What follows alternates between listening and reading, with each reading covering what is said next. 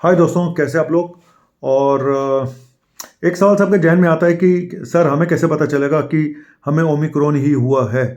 जबकि मैं ये मानता हूँ कि ज़्यादातर के 90% से ऊपर पेशेंट इस समय ओमिक्रॉन के ही हैं, लेकिन सरकार शुरू में बता रही थी 50% है, अब रेशो पहुँच के 80% पे पहुँच गई है सरकार के हिसाब से, कि अब जो हमने सर्वे किया है उसमें 80% ओमिक्रॉन आ रहा है।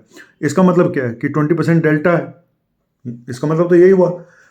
लेकिन डेथ का जो रेट है वो इतना कम है कि अगर 20% डेल्टा मान लें, आज 2.5 लाख पेशेंट आए और उसमें से 50,000 भी अगर डेल्टा हैं, तो डेथ इतनी कम क्यों हो रही है फिर?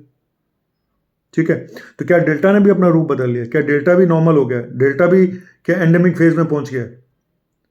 और ज़्यादातर साइंटिस्टों का ये मानना है कि अब यूएस यूके में ये कभी भी बहुत तेज़ी से कम हो सकता है।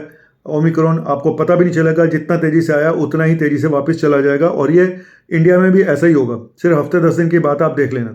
और दूसरी चीज़ कि जैसे कि हम ये सब जानते हैं कि मैंने जैसे बताया कि आपको, कि मुझे ऐसा लगता है कि ओमिक्रॉन के साथ साथ डेल्टा का भी स्वरूप कुछ बदला है, कुछ कम हानिकारक हो गया है ऐसा लगता है। क्योंकि अभी तक डेल्टा डोमिनेंट था, जब तक वो डोमिनेंट था।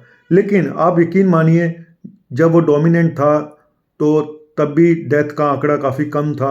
और अब ये बताया जा रहा है कि 20% के आसपास डेल्टा अभी भी है, ख़त्म नहीं हुआ डेल्टा। तो मुझे ऐसा लगता है ओमिक्रॉन के साथ डेल्टा भी सुर से सुर मिला के थोड़ा कम सीरियस हो गया है। ठीक है, ऐसा मुझे लग रहा है।